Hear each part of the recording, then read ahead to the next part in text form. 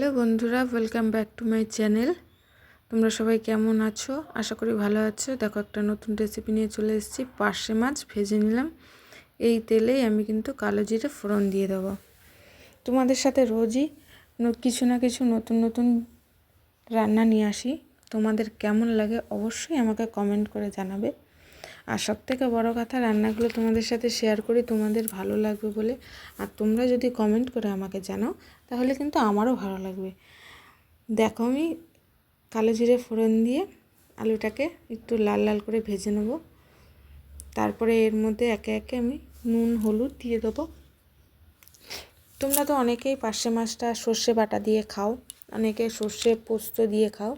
আমি আজকে ঠিক ঝাল না, এটাকে আমি ঝালদা বলি।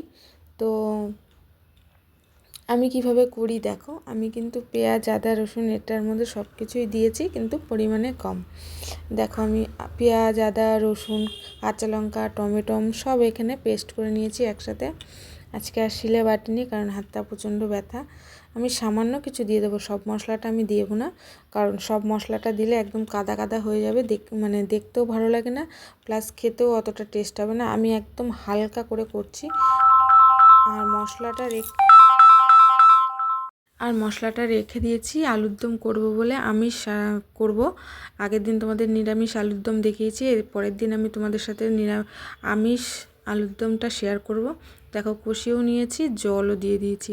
এইভাবে তোমরা রান্না করে দেখবে, দারুণ লাগে খেতে। পার্শে মাছ তো এমনি খুবই সুস্বাদু, তারপরে যদি এইভাবে রান্না করা যায় তাহলে কিন্তু খুব সুন্দর লাগে। তোমরা একবার ট্রাই করে দেখতে পারো আমার রেসিপিটা। সবথেকে বড় কথা হচ্ছে যে কোনো কিছু ট্রাই না করলে, না করে খেলে সেটা হয়তো বোঝা যায় না যে কেমন লাগে। তার জন্য অবশ্যই বলি যে নতুনত্ব কিছু ট্রাই করবে ঘরে, সবথেকে ভালো হবে।